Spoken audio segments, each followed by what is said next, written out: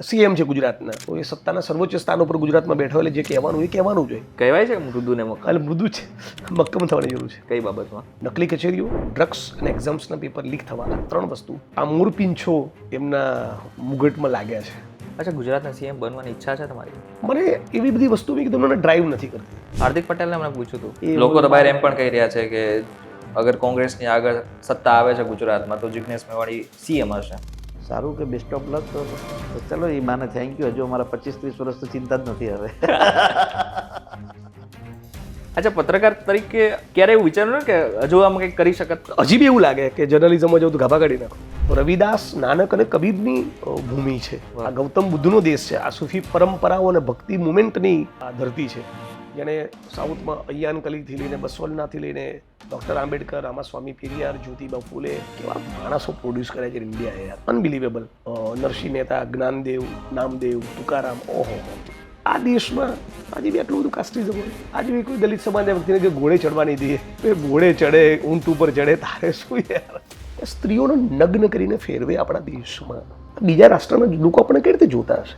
ભાજપ એમ સતત કહે છે એવું બધું એમને બોલવાની ટેવ છે, બોલવા દો. એની ઉપર સ્વતંત્ર એક દિવસ એપિસોડ કરીશું. બહુ ધોઈ છે એમને રોતા નહીં આવડે. આપણી જોડે દૂધસાગર ડેરી છે, આપણી જોડે બનાસ ડેરી છે, આપણી જોડે અમૂલ ડેરી છે. દૂધના ઉત્પાદનમાં ગુજરાતનું કોન્ટ્રીબ્યુશન બહુ માસિવ છે. 47% થી 50% દૂધ ઉત્પાદન દેશનું ગુજરાત કોન્ટ્રીબ્યુટ કરે છે અને છતાં 100માંથી 40 બાળકો કુપોષિત છે. સત્તા પ્રાપ્તિ 25-30 વર્ષથી ભારતીય જનતા પાર્ટી કરી શક્યું, પણ આ પાયાના પ્રશ્નોનું નિરાકરણ નથી કરી શક્યું. તો ભાજપ એમ કેમ સતત એમ કહે છે કે ગુજરાતમાં કોંગ્રેસ પાસે લીડર છે જ? એમની જોડે ક્યાં લીડર છે? મેં તો આટલા બધા નામ ગણાયા. એકદમ કોને ના ગમે, ભૂપેન્દ્રભાઈ વ્યક્તિગત વાતચીતમાં ખાસ રિઝનેબલ માણસ છે, બરાબર, તો ગુજરાતના સીએમ જ ક્યાં લીડર છે? છતાં બી ભાજપની સરકાર તો એમપી એ છે, એમાં ડાઉટ નથી, પણ એમપી એમએલએ બની જવાથી લીડર નથી બનાતું. કોંગ્રેસમાં એક નેતા કે જેને નેશનલ પ્રેસિડેન્ટ બનાવવો જોઈએ એવું તો યાર આ એક જ સવાલ છે જેમાં હું પોલિટિકલી કરેક્ટ રહેવા માંગુ છું ને એટલે જવાબ નહીં આપું. અચ્છા, લગ્ન કરાય? ના કરાય. ના કરાય. અરે બાકી છે ને, બાકી છે. બાકી જ રાખજે. કારણ નહીં કરવાથી તમે જે તમારી સ્વતંત્રતાને એન્જોય કરી શકો. છોકરાના નાકમાંથી લેટ કાઢવાનું ના આવે, સરગવાની સિંગો લેવા જવાનું ના આવે. તો પછી એવું નથી લાગે જવાબદારીમાંથી ભાગવું થયું? હા, એનું મને એવું કોઈ કહેતું તે એલિગેશન મને મંજૂર છે.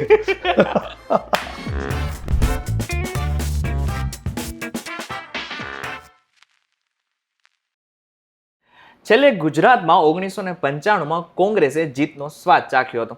પછી ક્યારેય જીત ના મળી, માત્ર બેઠકો મળી. હવે જો આમ જોવા જઈએ તો કોંગ્રેસે ઘણી બધી મહેનતો કરેલી છે, પરંતુ માત્ર 2017માં એવું લાગતું હતું કે ભાજપનો ગઢ તેઓ હલાવી શકશે, પરંતુ એ સપનું પણ કોંગ્રેસનું સપનું જ રહી ગયું. પરંતુ આ વખતે કોંગ્રેસ એક એવા નેતાના આગળ લઈને ચાલે છે કે જેમાં એવું લાગે છે કે 2027માં કદાચ કોંગ્રેસને જીત મળી શકે છે. આમ જોવા જઈએ તો તમને ખબર પડી ગઈ હશે કે હું કોની વાત કરી રહ્યો છું. જિગ્નેશભાઈની. જિગ્નેશભાઈ, વીટીવી ડિજિટલ પર તમારું સ્વાગત છે. Thank you. કેમ છો? All well. આજે એક પત્રકાર પૂર્વ પત્રકાર સાથે વાત કરશે. ગુડ. અચ્છા, પત્રકાર તરીકે ક્યારે એવું વિચાર્યું ને કે હજુ આમ કંઈક કરી શકત? હજી બી એવું લાગે કે જર્નલિઝમમાં જવું તો ગાભા કાઢી નાખું. એવું નથી. અને 2016 ઉનાકાંડ પછી જરા લાઈફ બદલાઈ અને પછી તરત 17માં મેઇન સ્ટ્રીમમાં પોલિટિક્સમાં આવ્યો અને પછી લખવાનું બંધ થઈ ગયું. અત્યારે હું આમ લખવા બેસું તો મને સેલ્ફ ડાઉટ બહુ થાય કે હું સારું લખી શકીશ કે કેમ, પણ લખી નાખું. અને ક્યારેક ભવિષ્યમાં લખીશ બી ખરા. વચ્ચે વચ્ચેનું પેલું રંજ રહી જતો હોય છે કે લખવાનું છૂટી ગયું છે. જર્નલિસ્ટિક આર્ટિકલ્સ વચ્ચે એટલે જર્નલિઝમની નોકરી છોડ્યા પછી 7-8 વર્ષ લખતો રહેલો બધા જુદા જુદા મેગેઝિન માટે. વચ્ચે તો પ્રિન્ટમાં બી થોડા આર્ટિકલ્સ લખ્યા, પણ ઇટ વોઝ ઇન્ટરેસ્ટિંગ. પત્રકારિતા ક્યાં, કઈ જગ્યાએ કરતા? મુંબઈમાં? હું હા અભિયાનમાં હતો લગભગ 3-3.5 વર્ષ. થોડો ટાઈમ દૈનિક ભાસ્કરનું એક મેગેઝિન આહા જિંદગી, એમાં બી કામ કર્યું. એવી કઈ પડ હતી કે જે એવું લાગે કે કોંગ્રેસમાં જોડાઈ જવું જોઈએ? એ પડ તો હમણાં જ આવી. ત્યારે તો બેસિકલી ઘણા ઇન્ટરવ્યૂમાં કીધું છે, થોડુંક રિપીટેટિવ બી લાગી શકે તમારા વ્યુઅર્સને, પણ પેલું શું કહેવાય, તમે જ્યારે 22, 24, 25 વર્ષના હો અને થોડીક એક એન્ટી એસ્ટાબ્લિશમેન્ટ તમારો ટેમ્પરામેન્ટ મિજાજ હોય એટલે તમને એવું લાગે કે કલમથી બહુ બધું બદલાશે, બહુ બધું કરી શકાશે. એ મોટાભાગના લોકોની જેમ મારી પણ એ પેલી હોપ અને એ બધું જરા કોલેપ્સ થયું, જ્યારે વહેલું કોલેપ્સ થયું. એનો મતલબ એમ નથી કે જર્નલિઝમનું ઇમ્પોર્ટન્ટ નથી, એનાથી બહુ સિગ્નિફિકન્ટ કામ ન થઈ શકે, એવું બિલકુલ નથી. કરી જ શકાય અને ખૂબ લોકો સારું કામ કરી જ રહ્યા છે પત્રકારત્વમાં. પણ પછી મને એવું થયું કે લખવાની સાથોસાથ રોડ ઉપર ઉતરીને લોકો માટે લડવું, એમના પ્રશ્નોને વાચા આપવી. કેમ કે તમે રોડ ઉપર જ્યારે બરાબર તાકાતથી લડો ત્યારે પ્રેશર તો બિલ્ડ કરો છો જ, પણ તમારા કામ વિશે કોઈક લખે છે એટલે તમારા લખવાથી જે થતું હોય એ ઓટોમેટિકલી થઈ જાય છે. સાથે બીજું પણ એક એક્સ્ટ્રા કામ, એક્સ્ટ્રા પ્રેશર તમે ગવર્મેન્ટ ઉપર, ઓફિસર્સ ઉપર, વંચિતો માટે, જેને જે પણ જરૂરિયાતમંદ માણસો છે એના માટે કરી શકો છો. આવા ઇન્ટેન્શનથી એક્ટિવિસ્ટ તરીકે કામ શરૂ કર્યું. પછી ઉનાકાંડ થયો, એક પોપ્યુલારિટી મળી અને 2017માં ચૂંટણી લડ્યો અને ધારાસભ્ય થયો. એટલે આવી તો એક્ટિવિસ્ટ તરીકે લાઈફ અને એમએલએ તરીકે લાઈફ કઈ રીતે જુઓ છો? એકચ્યુઅલી સામાન્ય છબી, લોકોના મનમાં જે સામાન્ય ઇમ્પ્રેશન હોય છે એના કરતાં પોલિટિશિયનની લાઈફ બહુ ટફ હોય છે, બહુ એક્સ્ટ્રીમલી ચેલેન્જિંગ છે. તમે પાણી પુરવઠામાં નોકરી કરતા તો પાણી પુરવઠા રિલેટેડ જ કામ આવે. તમે ડેપ્યુટી એસપી કે એસપી કે પીઆઈ હો તો પોલીસના જ મોટા ભાગના કામ આવે. પણ ધારાસભ્ય હોય તો બાકડો મૂકવાથી લઈને બાકડો તૂટવા સુધી, બરાબર. પેલા અમને કહો છો કે સાહેબ 2 ધોકા મારે એવો ફોન કરો, 2 ધોકા ના મારે એવો ફોન કરો, એફઆઈઆર કરવા માટે ફોન કરો, એફઆઈઆર નહીં કરવા માટે ફોન કરો, સમૂહ લગ્નમાં જાઓ, બેસણામાં જાઓ, ગ્રાન્ટ આપો, ત્યાં ના આપતા થી લઈને જેને કહેવાય anything under the sky can come to you. દુનિયાની વસ્તુ, દુનિયાની ફરિયાદ, દુનિયાની રજૂઆત તમારી સમક્ષ થતી હોય. It's a very challenging, tough job. અને એવું નથી કે સરસ ઇન્ટરવ્યૂ કર્યો તમે એટલે વ્યૂ મળી જ ગયા, જીપીએસસીનું પેપર સરસ લખ્યું એટલે માર્ક્સ મળી જ ગયા, એવું નથી. સારું કામ કરવા પછી પણ વોટ મળે એની ખાતરી નથી હોતી. એટલે દર 5 વર્ષે અમારી જીપીએસસી અને યુપીએસસી આવતી હોય છે. પણ એની મજા છે, ચેલેન્જ છે તો વધારે તમે નીકળી શકો છો. પડકાર જ નથી તો તમારું સાચું તત્વ બહાર નથી આવતું. એટલે ચેલેન્જ હોવી જોઈએ, એની મજા બી છે, પણ બહુ ટફ બિઝનેસ છે. અચ્છા, કોંગ્રેસ પાર્ટી માટે એવું નથી લાગતું કે ટિન્ડર મેચ જેવું થઈ ગયું છે? કે એમ લાગે કે હમણાં અત્યારે એવું છે કે અમે વિપક્ષ તરીકે વધારે સ્ટ્રોંગ ભૂમિકા સાથે બહાર નહીં આવીએ ત્યાં સુધી તમને બધા પોડકાસ્ટના મિત્રોને, જર્નલિસ્ટોને, રાઇટર્સને, સ્કોલર્સને, ઇન્ટેલેક્ચ્યુઅલ્સને જેટલી કોમેન્ટ કરવી કરવા જ દો.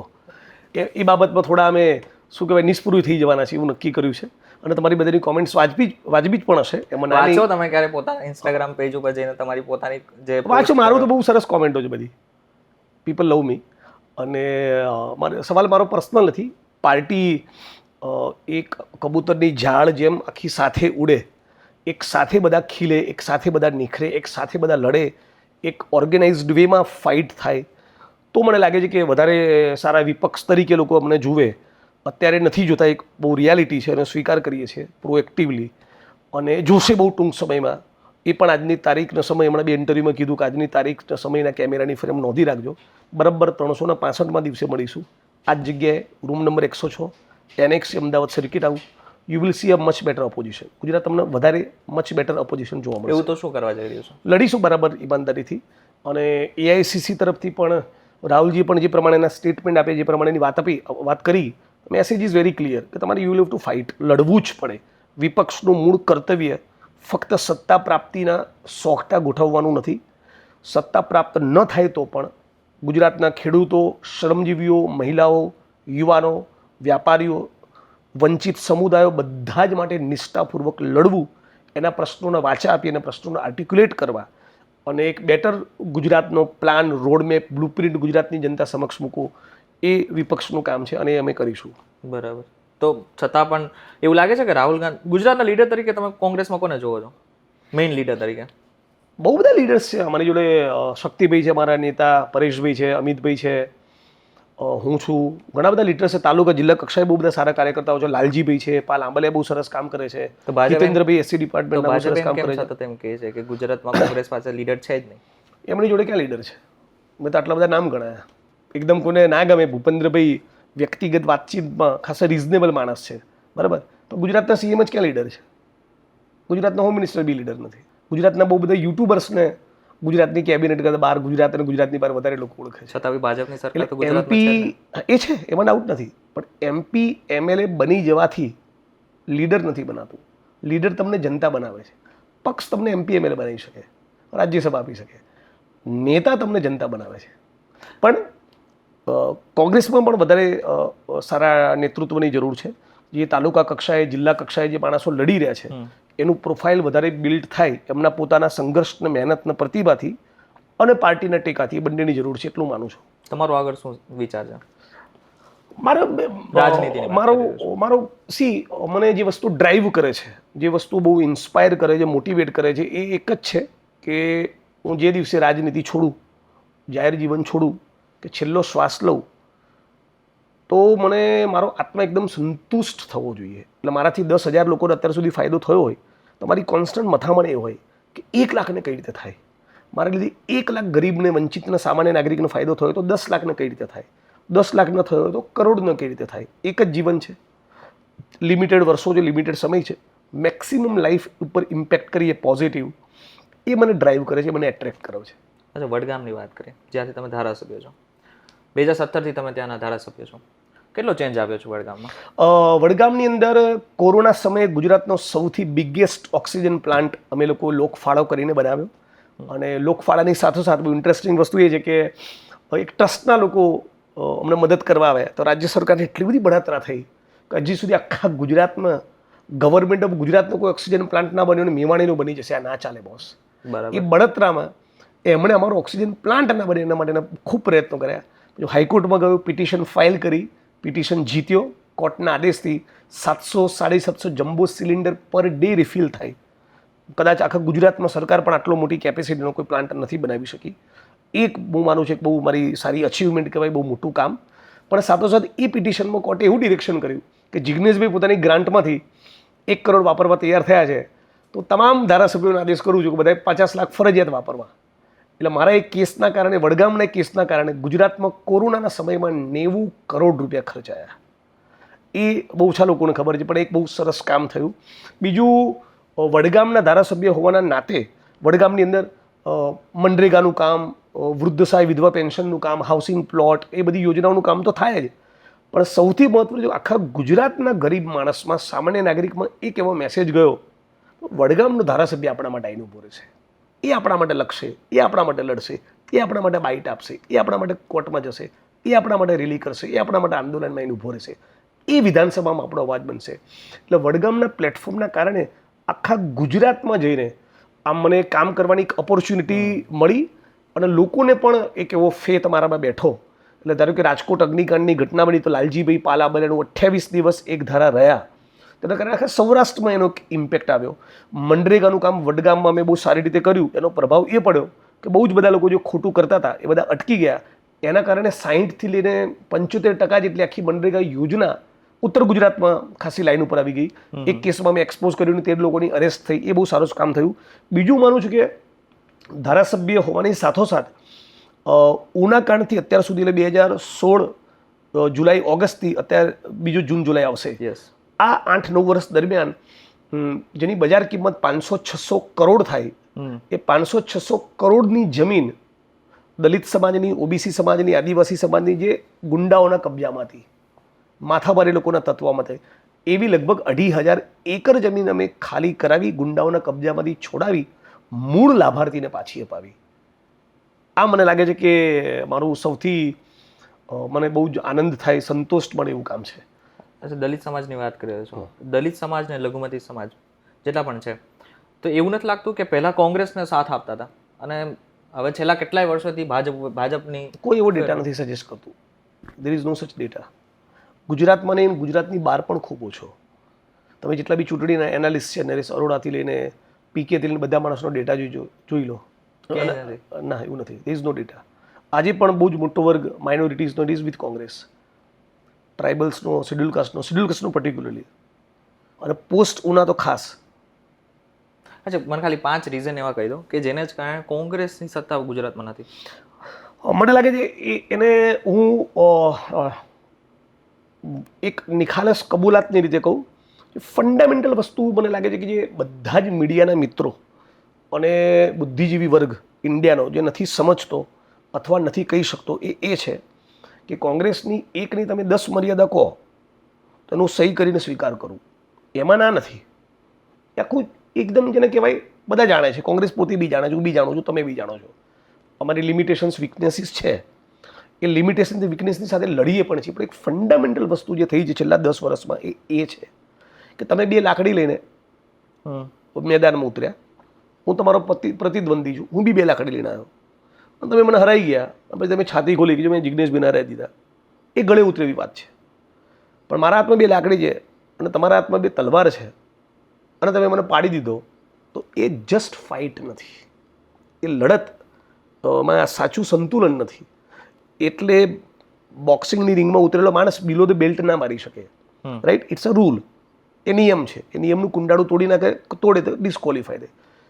બીજેપીની સરકારમાં શું થયું છે કે ચૂંટણી લડવા એ જાય ત્યારે એની જોડે એલસીબીનો પીઆઈ બી ચૂંટણી લડે છે, એસઓજીનો પીઆઈ બી ચૂંટણી લડે છે, ડેપ્યુટી એસપી, મામલતદાર, પ્રાંત અધિકારી, કલેક્ટર, એસઓ બી ચૂંટણી લડે છે, ટેન્ડરના કોન્ટ્રાક્ટ બધી કરોડો કમાયેલા લોકો પણ ચૂંટણી લડે છે, સ્ટેટ અને સેન્ટ્રલ આઈબી પણ ચૂંટણી લડે છે, એટીએસનો વડોનો ક્રાઇમ બ્રાન્ચનો હેડ બી ચૂંટણી લડે છે, બુટલેગરો બી ચૂંટણી લડે છે, જુગારના અડ્ડા અને કૂટણખાના ચલાવનારા લોકો પણ ચૂંટણી લડે છે, ઇલીગલ મીન્સથી જેટલા પણ લોકોએ નાણું બનાવ્યું એ બધા પણ ચૂંટણી લડે છે, ઈડી, સીબીઆઈ અને ઇન્કમટેક્સ પણ ચૂંટણી લડે છે. આવું પહેલાં કોઈ પણ રાજકીય પક્ષની કોઈ પણ સ્ટેટની સરકારમાં આવું જોયું નથી. આ એક બહુ ફંડામેન્ટલ વસ્તુ થઈ રહી છે. એટલે ફાઇટ ઇક્વલ નથી. So that is number 1. Number 2, છેલ્લા 10 વર્ષમાં જે પ્રમાણે કોર્પોરેટ હાઉસીસે આ દેશના Tata, Birla, Vedanta, POCSO, Adani, Ambani, mining mafia, land mafia, આ બધો જ પૂંજીપતિ વર્ગ ટોટલી જ એક પક્ષ બાજુ શિફ્ટ થયો, એક બહુ મોટું કારણ છે. ત્રીજું બહુ મોટું કારણ છે, આરએસએસે વર્ષો સુધી જે કેડર બિલ્ડિંગનું કામ કર્યું, એ કેડર બિલ્ડિંગનું કામ અમે ચૂકી ગયા, રાઈટ?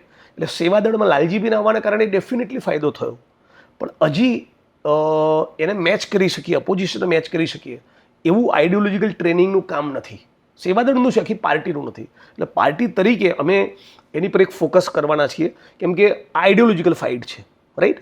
અને આઈડિયોલોજીકલ ફાઇટને આઈડિયોલોજીકલી ચાર્જડ અપ, આઈડિયોલોજીકલી ડ્રીવન કેડર જ લડી શકે. એ કેડર શિબિરમાં તૈયાર થાય.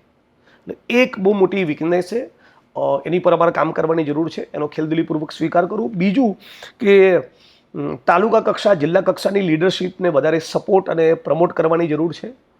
બીજું એક મને ફેક્ટર એવું લાગે છે કે એક બીજેપીને કાઉન્ટર કરવાની સાથોસાથ, જેમ કે બીજેપીના શાસનમાં 72,000 કરોડનું ડ્રગ્સ પકડાયું ગુજરાતના દરિયાકાંઠેથી, તો એ કોઈ પણ સંજોગોમાં ન ચલાવી લેવાય. એને મુદ્દે બોલવું જ જોઈએ, લડવું જ જોઈએ. પેપર લીક થાય એક્ઝામ્સના, તે મુદ્દે લડવું જ જોઈએ, 1 ડઝનથી વધારે. પણ એની સાથે સાથે અમે પાવરમાં આવીશું તો કેવું ગુજરાત બનાવીશું, અમે સ્મોલ અને મીડિયમ સ્કેલ ઇન્ડસ્ટ્રીઝ માટે શું કરીશું, વ્યાપારીઓ માટે શું કરીશું, પબ્લિક હેલ્થ કેવું હશે, એજ્યુકેશન કેવું હશે. ફરી એકવાર CEPT, IRMA, IIT, IIM, NID જેવા અદ્ભુત કેમ્પસ જે વિક્રમ સારાભાઈ અને નહેરુજીના વિઝનના કારણે ગુજરાતમાં ક્રિએટ થયા, એવા કેવા કેમ્પસીસ ઊભા કરીશું, એજ્યુકેશનમાં કેવી ક્રાંતિ લાવીશું, માઇનોરિટીઝ, દલિત, ટ્રાઇબલ્સને કઈ રીતે પ્રોટેક્ટ કરીશું. 100માંથી 50 સંપત્તિ એ સ્ત્રીઓના નામે હોવી જોઈએ આઈડિયલી. આખા વર્લ્ડમાં ક્યાંય નથી, ગુજરાતમાં બી નથી, પણ છતાં વુમનનો સ્ટેક કઈ રીતે વધે સત્તાના સંસાધનોની અંદર બધામાં, તો મહિલાઓ માટે કેવું હોય. એટલે એક બેટર ગુજરાતનો બ્લુપ્રિન્ટ વધારે કન્વિન્સિંગ રીતે અમારે, મને લાગે છે કે મૂકવો જોઈએ.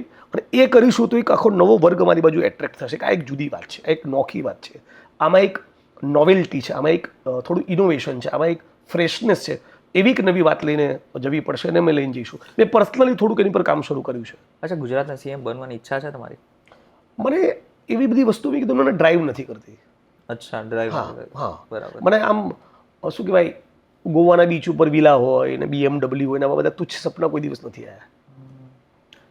હાર્દિક પટેલને મને પૂછ્યું હતું કે સીએમ બનશે જિગ્નેશ મેવાણી, તો એમને જે જવાબ આપ્યો ને એ મને તમને જરાક સંભળાવો છે. જરાક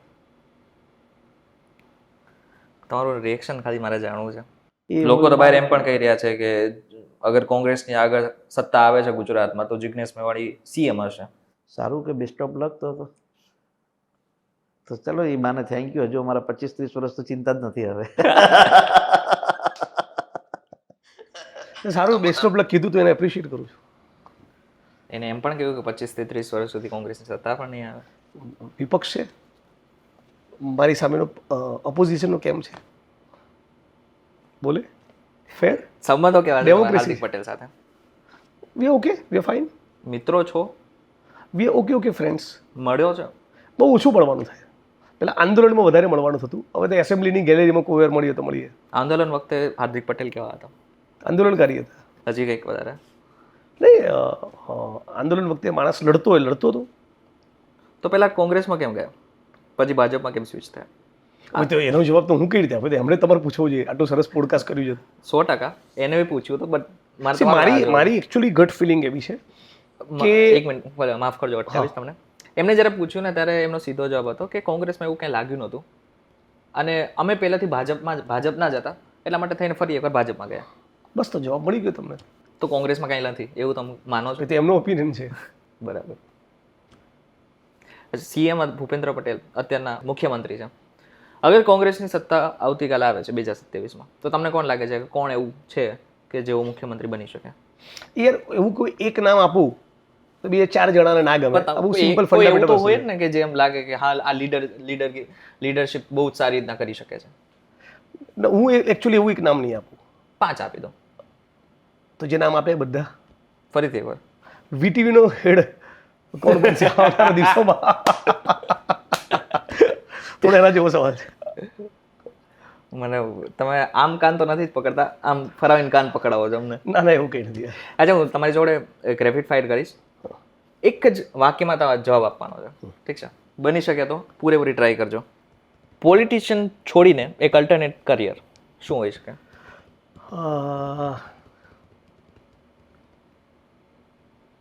મે be a lawyer or may be a journalist. પણ નવેસરથી ભણવાનું મન થાય તો એન્થ્રોપોલોજી, આર્કિયોલોજી એવું બધું બી ભણવાનું બસ તમે શું ભણ્યા શું છો? ખાસ ભણ્યો નથી. અંગ્રેજી સાહિત્યમાં BA કર્યું, પછી ડિપ્લોમા ઇન જર્નલિઝમ કર્યું, જોડે લો બી કર્યું. આમ લાગે અલગ અલગ બધી વસ્તુ કરી. પણ મને એકચ્યુઅલી મારી ભણવાની બુક તો હવે ખુલી છે, પણ હવે લાઈફ મને અલાઉ નહીં કરે. મને તારે એન્થ્રોપોલોજી, આર્કિયોલોજી, હિસ્ટ્રી એ બધું વાંચવામાં બહુ સખત મજા પડી રહી છે. એટલે એવું બધું કંઈક કરત. ઓકે. એક પોલિટિશિયન પ્રાચીન નગરો શોધતો હતો, એવું કંઈક કરતો. શું કરતા હોય? પ્રાચીન નગરો શોધતો હતો, લોથલ કે ધોળાવીરા જેવા. અથવા તો સોશિયલ સાયન્ટિસ્ટ તરીકે કંઈક પોલિસી મેકિંગમાં કોન્ટ્રીબ્યુટ કરતો હોત, લખતો હોત, PIL લોયર બન્યો હોત, લેબર રાઇટ્સ પર કામ કરતો હોત એઝ અ લોયર, એવું બધું કરતો હોત. એક પોલિટિશિયન કે જેને તમને બહુ જ મોટું સરપ્રાઈઝ આપ્યું હતું. રાહુલ ગાંધી. કેમ? મને ચૂંટણીના રાજકારણમાં ઝંપલાવવાનો કોઈ વિચાર જ નહોતો અને એમણે મળવા બોલાવ્યો અને ટિકિટ ઓફર કરી. Political speeches versus Twitter fights, કોનો વધુ દબદબો છે? Political speeches. તમે એક્ટિવિસ્ટ તરીકે જ્યારે સ્પીચ આપતા અને હવે પોલિટિશિયન તરીકે સ્પીચ આપો છો, હું એક થોડુંક ચપટીક વધારે સભાન અને મેજર્ડ બોલું છું, બસ એટલું જ. બાકી કન્ટેન્ટ મારી મોર ઓર લેસ સેમ જ છે. એનું ક્રિટિસિઝમ બી છે. અચ્છા, તમારા એક્ટિવિઝમમાં ટફેસ્ટ મોમેન્ટ કયો હતો? હજી તો એવું ટફેસ્ટ મોમેન્ટ આવ્યો નથી યાર અત્યાર સુધી આવ્યો હતો. કોંગ્રેસમાં એક નેતા કે જેને નેશનલ પ્રેસિડેન્ટ બનાવવો જોઈએ, એવું તો યાર આ એક જ સવાલ છે જેમાં હું પોલિટિકલી કરેક્ટ રહેવા માંગુ છું ને એટલે જવાબ નહીં આપું. કઈ વાંધો નહીં. તમારા કોલેજ ડેઝનું એક બેસ્ટ મોમેન્ટ કયું હતું? બેનપણી જોડે કેટલી પર બેઠા હોય ને કવિતા કરતો હોય એ જોઈને. લવ લાઈફ શું છે, કેવી છે? સરસ છે. કંઈ કહેવા માંગશો? મેઘધનુષના રંગો જેવી છે. મેઘધનુષના રંગો જેવી છે એટલે હમણાં એમ નોટ ડેટિંગ એનીવન, પણ એ બધું ચાલે કરે. It's part of life. કેટલી ગર્લફ્રેન્ડ હતી? રહી છે ઘણી. ઘણી રહી છે. અચ્છા, લગ્ન કરાય? ના કરાય. ના કરાય? તાર બાકી છે ને? બાકી છે. બાકી જ રાખજે. કારણ આ સવાલ બધા જેટલા બી લોકો મને મળે છે હું એવું માનું છું કે નહીં કરવાથી તમે જે તમારી સ્વતંત્રતાને એન્જોય કરી શકો.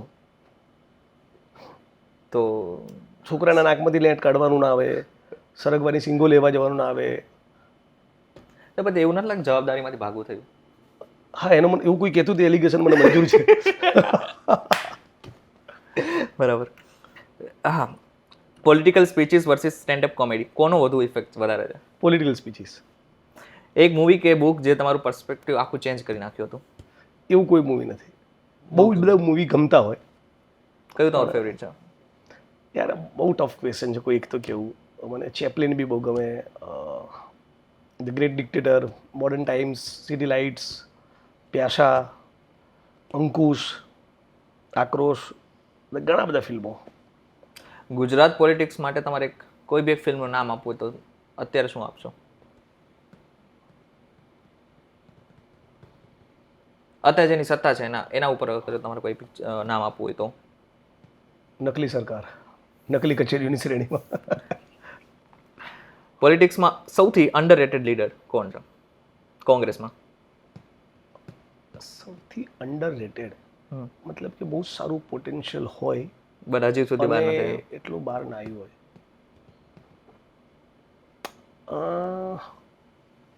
અંડરરેટેડ ના કહું, પણ શશી થરૂરને વધારે સારી રીતે પાર્ટી યુટિલાઇઝ કરી શકી હોત.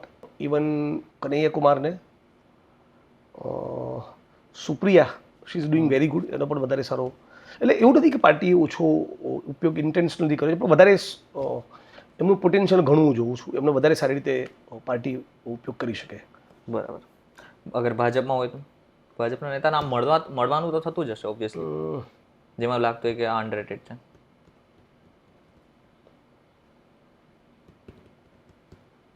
નથી યાર ક્લિક થઈ રહ્યું. ઓકે, કોઈ વાંધો નહીં. તમારા જીવનનું સૌથી ડેરિંગ ડિસિઝન? એમએલએ બનવું. ડેરિંગ ડિસિઝન એવું કે ડેરિંગ વાળું ડિસિઝન લીધું જ નથી હજુ સુધી. અગર લેવાનું થાય તો? એ તો એક ક્ષણો ઉપર નિર્ભર. ઓકે, અચ્છા, આનાથી એક અલગ ડેરિંગ ડિસિઝન શું? કોઈ લીધેલો હોય કે જે તમને યાદ હોય કે માંડ આ કામ પૂરું થયું છે? ના પાડવાની હાઈએસ્ટ શક્યતાવાળા કોઈ પાત્રને પ્રપોઝ કર્યું હોય એવું કંઈક હશે ડેરિંગ ડિસિઝન. તો બીજું તો શું હોય? સામેથી કોઈ પ્રપોઝલ આવે તો આ જ કરે યાર. હવે તો આવતું જ હશે ઓબ્વિયસલી, એમએલએ બન્યા પછી. પહેલાં બી આવતો હતો યાર, કોલેજ ડેઝમાં. કોલેજ ડેઝમાં, પોસ્ટ કોલેજ, બધે. એટલે બહુ લાઇટલી લેવા જેવી વસ્તુ છે. રોમાન્ટિક છો તમે? અરે ભયંકર, અણુમાંથી. બરાબર. શાયરીઓ લખ. રોમેન્ટિક માણસને દુનિયામાં કંઈક બદલવું હોય ને. રોમાન્સ શબ્દને આપણે ખાલી યસ, ડેફિનેટલી સારા વેમાં. સ્ત્રી પાત્ર સાથે અને પુરુષ પાત્ર સાથે અને અંગત જીવન સાથે જોડી લીધું છે. બરાબર. થોડો પોલિટિશિયન. આઈઆઈટી જેવા બે કેમ્પસ બનાવવાનું મન થાય એ બી રોમેન્ટિક છે. ઓકે, અચ્છા, પોલિટિક્સથી ફરી એકવાર પોલિટિક્સ ઉપર આવી. અમિત શાહ અને નરેન્દ્ર મોદી ગુજરાત મોડેલને લઈને ફરી એકવાર ભારતમાં સત્તા મેળવી દેશમાં, પરંતુ કોંગ્રેસને અગર ફરીથી વખત સત્તા મેળવી હોય તો એની પાસે કયું મોડલ છે? એકચ્યુઅલી કોંગ્રેસે અત્યાર સુધી જે કામો કર્યા ને એનો સરવાળો કરી ફરી એકવાર જન સુધી લઈ જવું જોઈએ. એ પોતે બહુ મોટું એક કામ છે. નવું પેરાડાઇમ તો આપવું જ જોઈએ. મેં જે કીધું એ પ્રમાણે નવા ગુજરાતનો બ્લુ પ્રિન્ટ, એમ નવા ભારત નિર્માણનો બી બ્લુ પ્રિન્ટ. પણ આ વખતનો તમે મેનિફેસ્ટો કોંગ્રેસનો જુઓ, 16 સદસ્યોની જે ટીમ હતી મેનિફેસ્ટો બનાવવા માટેની પાર્લામેન્ટની, હું પણ એમાં એક સદસ્ય હતો. બહુ જ સારો, ખૂબ સારો મેનિફેસ્ટો છે. બહુ જ બધા લોકો એને વખાણ કર્યા. કઈ રીતે સ્મોલ અને મીડિયમ સ્કેલ ઇન્ડસ્ટ્રીઝને રિવાઇવ કરી શકાય, નવી એમ્પ્લોયમેન્ટ ઊભી કરી શકાય, એગ્રીકલ્ચર સેક્ટરને કઈ રીતે રિવાઇવ કરવું, પ્રોસેસિંગ યુનિટ્સ નાખવા, SC ST OBC માટે બહુ બધી વસ્તુ છે. SC ST સબપ્લાન એક્ટ બનાવો, ફોરેસ્ટ એક્ટનું ઇમ્પ્લિમેન્ટેશન કરવું, લેન્ડ ડિસ્ટ્રીબ્યુશન કરવું, ખાલી પડેલા સરકારી પદોમાં ભરતી. બહુ આમાં એવું છે કે બહુ બધી વસ્તુ એવી ઓબ્વિયસલી જે થઈ શકે એવી છે. ધારો કે સપોઝ હાઇપોથેટિકલી ધારો કે ગુજરાતમાં 3 લાખ સરકારી પદ ખાલી પડેલા છે, રાઈટ? તો 3 વર્ષ હજી બાકી છે. 2027ની વિધાનસભાની ચૂંટણીનું ફોર્મ ભરાય એ પૂર્વે હજી 2.5 વર્ષ છે. તો દર વર્ષે તમે, હું તો કહું છું, લાખ ના કરો તો એટલીસ્ટ 50 હજાર કરીને પણ 1.5-2 લાખ લોકોને રોજગારી આપી જ શકો. એમાં કોઈ રોકેટ સાયન્સ નથી, રાઈટ? દરેક જિલ્લાના 33 જિલ્લાના CSC અને ડિસ્ટ્રિક્ટ હોસ્પિટલમાં MRI અને CT સ્કેનના મશીનો, પેટ સ્કેનના મશીન, બ્લડ સેલ કાઉન્ટર, આ કશું જ નથી. કંગાલિયત છે. આ તો ચાલે જ નહીં. તો આ તો થઈ જ શકે, રાઈટ? આપણી જોડે એકચ્યુઅલી ગુજરાત મોડલ શું, આપણે એક વાક્યમાં કહેવું હોય કોઈ બહારના માણસને તો એક વાક્યમાં સમજી જશે. આપણી જોડે દૂધસાગર ડેરી છે, આપણી જોડે બનાસ ડેરી છે, આપણી જોડે અમૂલ ડેરી છે. હું જો ખોટો નથી, સબ્જેક્ટ ટુ કરેક્શન, ઓકે, તો કદાચ દૂધના ઉત્પાદનમાં ગુજરાતનું કોન્ટ્રીબ્યુશન બહુ માસિવ છે. કદાચ 40%થી વધારે, 47% જેવું કે કેવું છે, રાઈટ?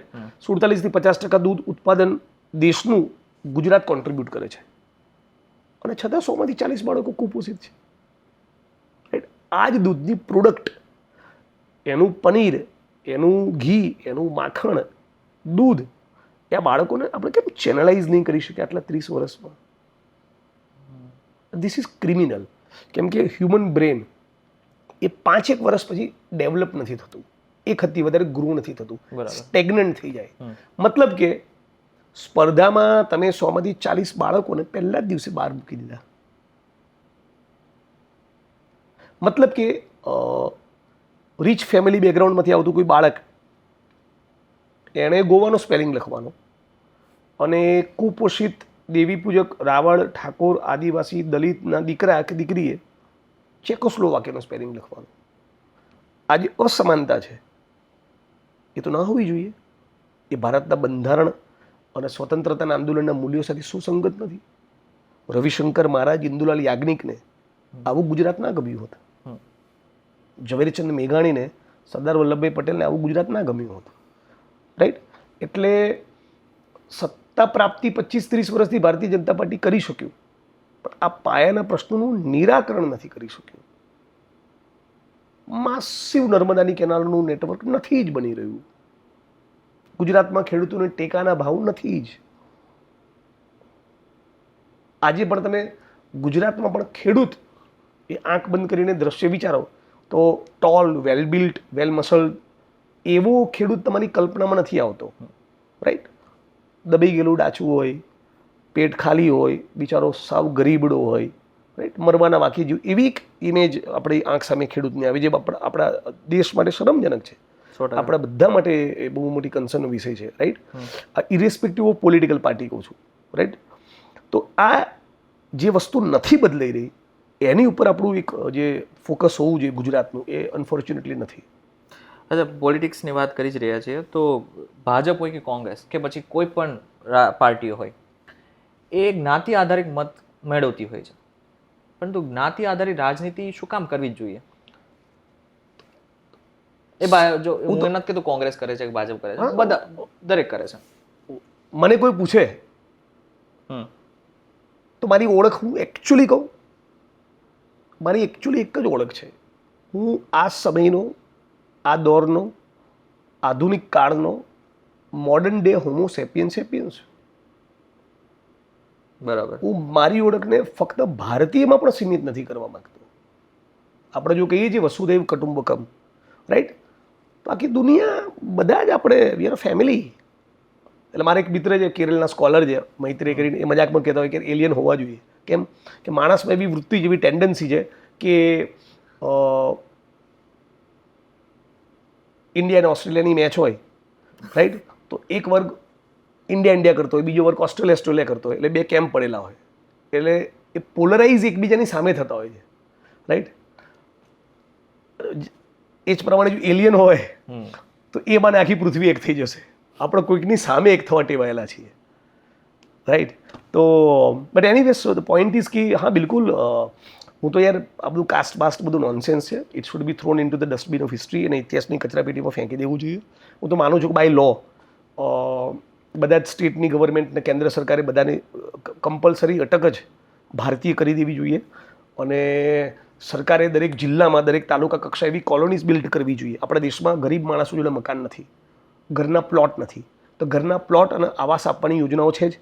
રાઈટ? તો સપોઝ અમરેલી જિલ્લાની અંદર 832 લોકોને આવાસની જરૂર છે, તો એમાં પટેલ છે, ક્ષત્રિય છે, આદિવાસી છે, દલિત છે, દેવી પૂજક રાવળ છે, ચૌધરી છે, ઠાકોર છે, રબારી છે, આ બધા જ એક સાથે વસે એવી કોલોની બનાવો. અત્યારે આપણા દેશમાં શું છે? પટેલ સમાજનો અલગ બોલલો, ક્ષત્રિય સમાજનો અલગ બોલલો, માલધારી સમાજનો અલગ બોલલો, આહિર સમાજનો. એટલે આપણે બધા કાસ્ટ બેઝ ક્લસ્ટર્સમાં જીવે છે આખું હિન્દુસ્તાન, જે બહુ પ્રોબ્લેમેટિક વસ્તુ છે.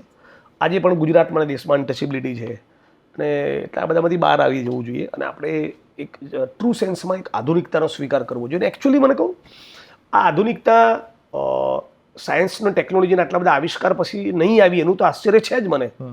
પણ મને એ વાતનું પણ આશ્ચર્ય અને દુઃખ છે કે આ રવિદાસ, નાનક અને કબીરની ભૂમિ છે. આ ગૌતમ બુદ્ધનો દેશ છે. આ સૂફી પરંપરાઓ અને ભક્તિ મુમેન્ટની આ ધરતી છે, જેને સાઉથમાં અય્યાન કલીથી લઈને બસવલનાથી લઈને ડૉક્ટર આંબેડકર, રામાસ્વામી પેરિયાર, જ્યોતિબા ફૂલે, કેવા માણસો પ્રોડ્યુસ કર્યા છે ઇન્ડિયાએ યાર, અનબિલિવેબલ. નરસિંહ મહેતા, જ્ઞાનદેવ, નામદેવ, તુકારામ, ઓહો. આ દેશમાં આજે બી આટલું બધું કાસ્ટિઝમ હોય, આજે બી કોઈ દલિત સમાજના વ્યક્તિને કે ઘોડે ચડવા નહીં દઈએ, એ ઘોડે ચડે, ઊંટ ઉપર ચડે, તારે શું યાર, રાઈટ? તો આ માઇન્ડસેટ બદલવાની જરૂર છે. એટલે જે આધુનિકતા ભારતીય સમાજમાં આવવી જોઈએ હજી આવી નથી. આપણે જોઈએ એટલે હજી કુલ નથી બન્યા. અનામત હોવું જોઈએ. કાસ્ટ સિસ્ટમ છે એ ત્યાં સુધી છે. અનટચેબિલિટી ના હોય, કાસ્ટ સિસ્ટમ ના હોય તો પ્રશ્ન જ નહોતો. Let us become all Indian citizen. ફક્ત ભારતીય નાગરિક બની જઈએ. એગ્રી. સરદાર પટેલ વિશે તમારું શું કહેવું? એકદમ ઘૂંટેલો મુત્સદ્દી નેતા, તળનો, જમીનનો, અને એમનું સૌથી સિગ્નિફિકન્ટ કોન્ટ્રીબ્યુશન હું એ પણ માનું છું કે રજવાડાનું વિલીકરણ, ફ્રીડમ મુવમેન્ટમાં એમનું કોન્ટ્રીબ્યુશન બધું તો ખરું જ, પણ આરએસએસને બેન કરવાનું જેમણે ડેરિંગ કર્યું એ બહુ માઇટી વસ્તુ હતી, બહુ મોટી વસ્તુ હતી. ભાજપ એમ સતત કહે છે કે સરદાર પટેલને કોંગ્રેસ હંમેશા અલગ જ રાખે છે. એવું બધું એમને બોલવાની ટેવ છે, બોલવા દો. સરદાર પટેલ અને આરએસએસ એની ઉપર સ્વતંત્ર એક દિવસ એપિસોડ કરીશું. બહુ ધોઈ છે એમને રોતા નહીં આવડે. બરાબર. અચ્છા, હું અલગ અલગ નામ લઈશ. ગાંધીજીના પ્રપૌત્ર બરાબર. તુષાર ગાંધી, ડૉક્ટર આંબેડકરના, પ્રકાશ આંબેડકર અને સરદાર વલ્લભભાઈ પટેલના ત્રણેયમાંથી એકે હાર્ડકોર આરએસએસ બીજેપીની સામે છે. This tell something. આ ઘણું કહી જાય છે. આવું જ ભગતસિંહના પરિવારજનોનું. તમારા વાળા સફેદ થાય ને, હું ઈચ્છું છું કે બહુ સમય થશે એમાં, પણ ત્યાં સુધીમાં આ તલવાર ત્રિશુલવાળી રાજનીતિ ઘણી બધી શમી ગઈ હશે. નવી પેઢીના માણસોના અત્યારના જે ઝેન્ઝીઝનું જે જોઈ રહ્યો છું, તો તમે એ લોકો ના પસંદ નહીં આવે. તો તમે એવું કહેવા માંગો છો કે તે તાનાશાહી છે?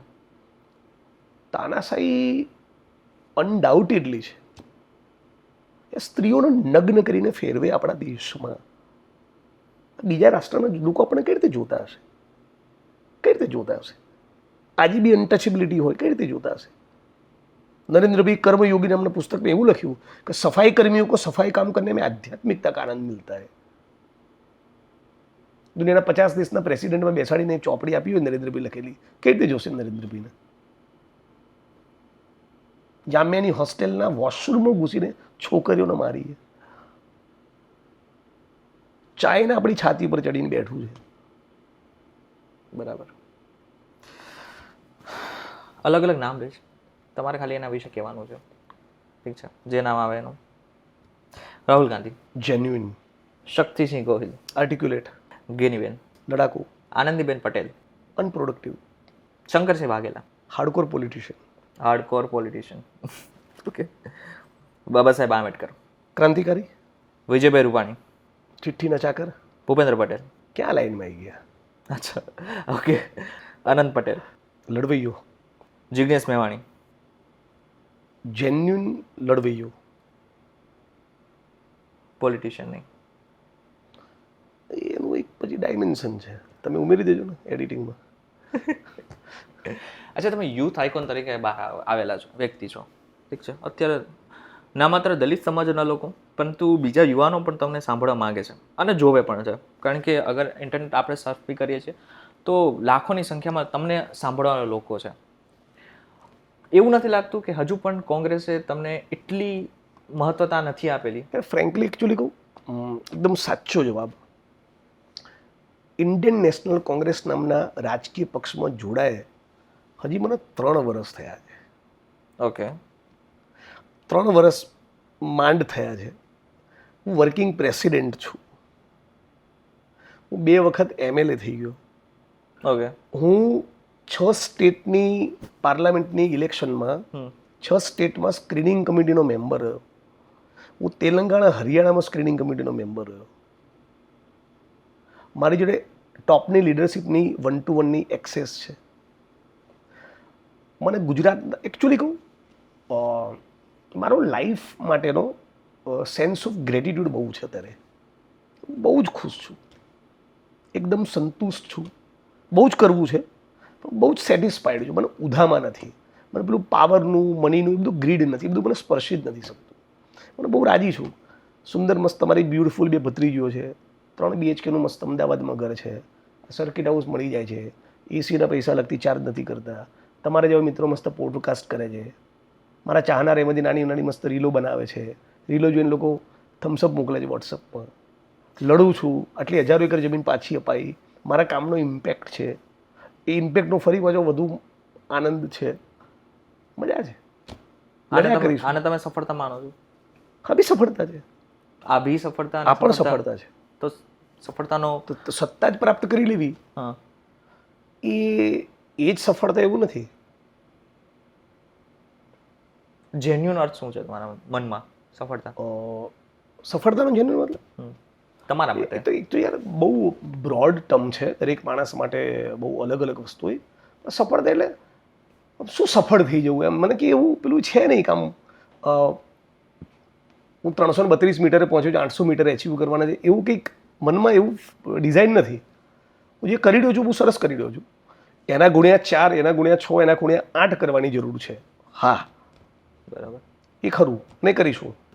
આમ જોવા જઈએ તો આપણે બધા જ અલગ અલગ ટર્મ્સ ઉપર સફળતાને જોતા હોઈએ છીએ, પણ એક એઝ અ પોલિટિશિયન સફળતા સત્તા પ્રાપ્ત કરી લેવી એ તમે એવું કહેવો છો આપણા દેશમાં છે ને એકચ્યુઅલી સત્તા પ્રાપ્ત કરી લેવી એ એકમાત્ર સફળતા તો હોય જ ના શકે, પણ આપણા દેશમાં જેટલા માણસ એટલા પ્રશ્નો છે, એટલે આખી જિંદગી લડ કરીએ, મત કરીએ, પોલિસીસ બનાવીએ, સ્કીમ્સ બનાવીએ, પાવર અચીવ કરીએ, સંઘર્ષ કરીએ, તોય કેટલા લોકો સુધી પહોંચી શકીશું, આ એક દરિયો છે.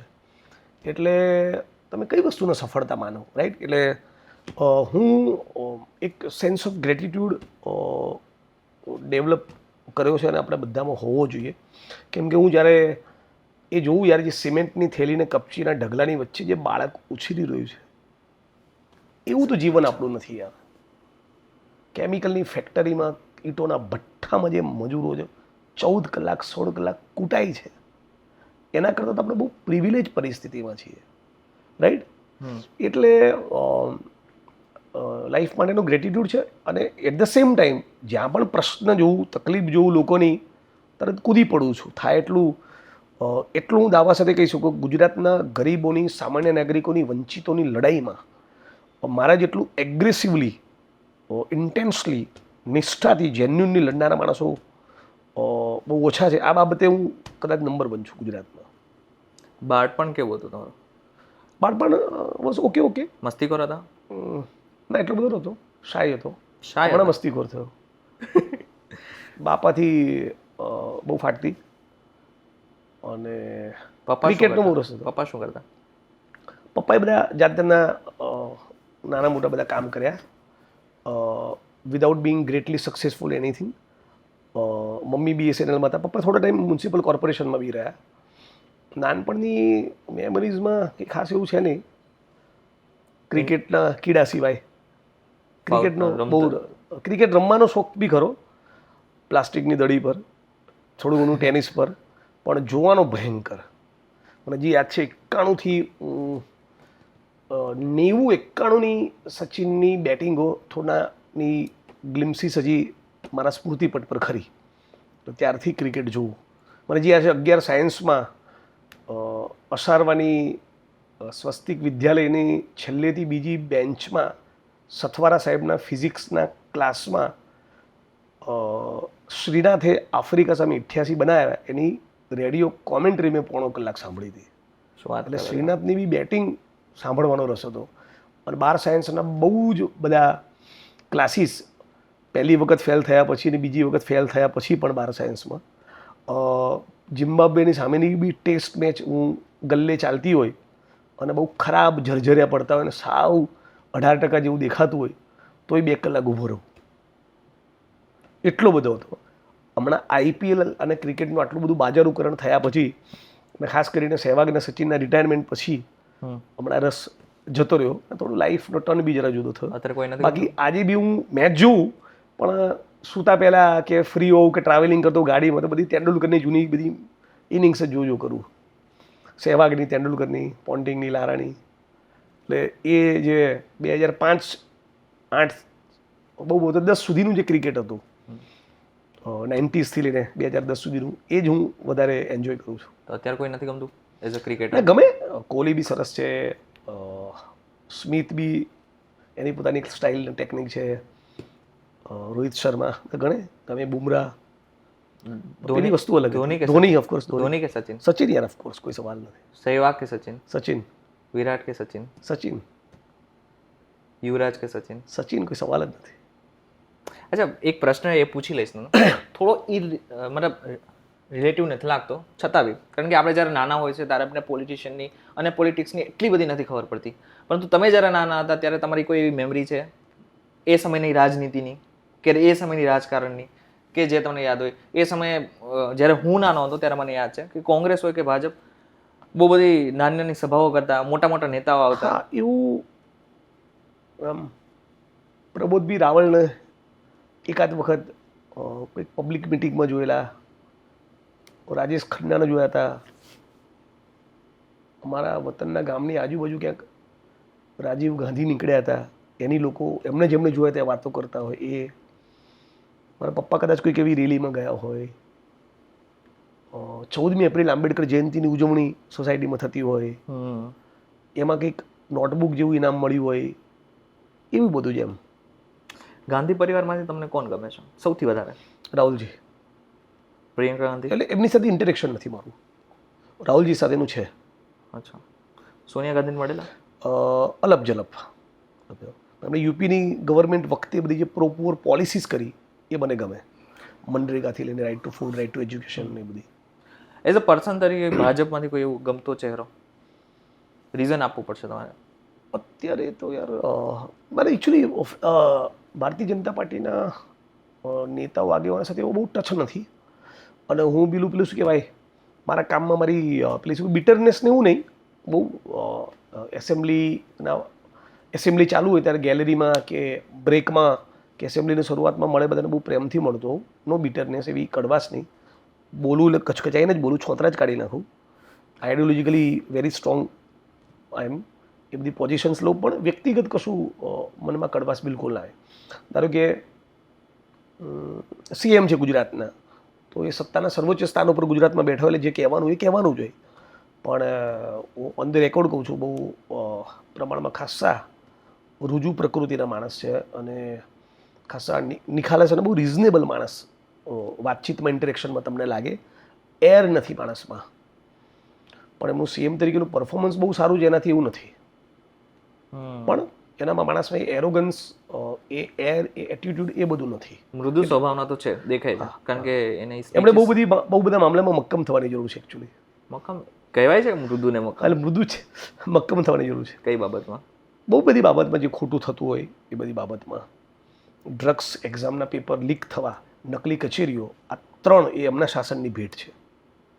નકલી કચેરીઓ, ડ્રગ્સ અને એક્ઝામ્સના પેપર લીક થવા, આ ત્રણ વસ્તુ નરેન્દ્રભાઈ વખતે, ભૂપેન્દ્રભાઈ વખતે, આનંદીબેન વખતે, વિજયભાઈ વખતે, આનંદીબેન વખતે અને નરેન્દ્રભાઈ વખતે નહોતી.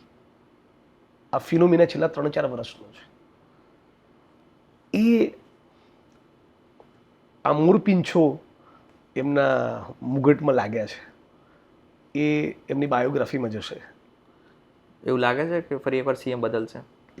આઈ ડોન્ટ નો યાર, how does it matter, policy ન બદલાય ત્યાં સુધી. એવું લાગે છે 2027માં કોંગ્રેસ જીતશે? વિશ્વાસ છે, લડીશું પૂરી તાકાતથી, લડીશું, ફાઇટ થશે આ વખતે સોલિડ.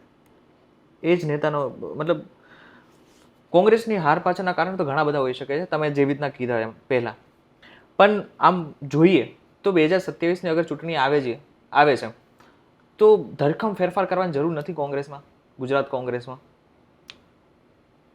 ફેરફાર કરવાની જરૂરિયાત તો દરેક પક્ષમાં હોય ને સમય પ્રમાણે ફેરફાર થતા બી હોય, અને રાહુલજી જે પ્રમાણેનું ઇન્ડિકેશન આપ્યું એ પ્રમાણે થશે બી ખરા, થવા પણ જોઈએ, થશે પણ ખરા. અચ્છા, એન્ડ ઉપર આપણે પોડકાસ્ટને લઈ જઈએ છીએ. ઝેનઝી છે અને 90ના દાયકાના જેટલા પણ લોકો છે, એ પોલિટિક્સને પસંદ કરે છે, ખરેખરમાં પસંદ કરે છે કે પછી? ઝેનઝીઝ એકચ્યુઅલી વધારે અપોલિટિકલ છે.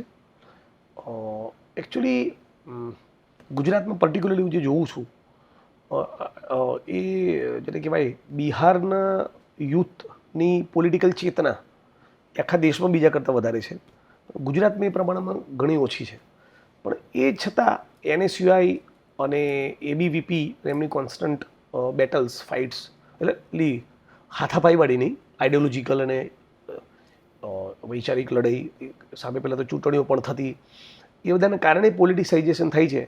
ભગતસિંહનો જે નિબંધ છે બહુ જાણીતો, વિદ્યાર્થીઓ રાજનીતિ, એનો એક સેન્સમાં કેન્દ્રવર્તી વિચાર એ પણ છે કે એક પોલિટિક્સ છે કે વિદ્યાર્થીઓને પોલિટિક્સથી દૂર રાખવામાં આવે.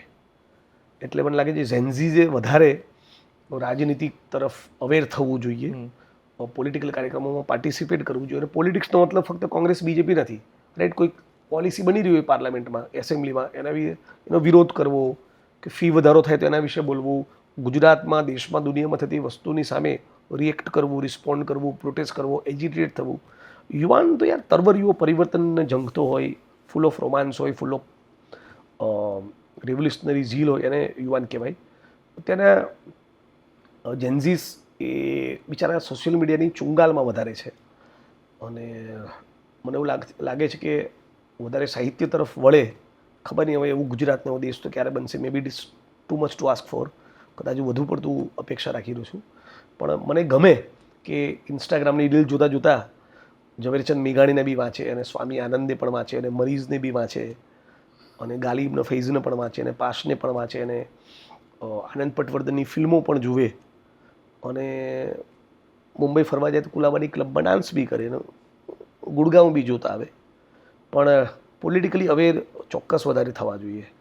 અને મને એમના ઝેન્ઝીસ માટેની મને સૌથી મોટી ચિંતા હોય એક વાક્યમાં, એમની નોકરી નથી, એમની બેરોજગારી નથી, એમની કરિયર નથી, એ છે ડ્રગ્સ.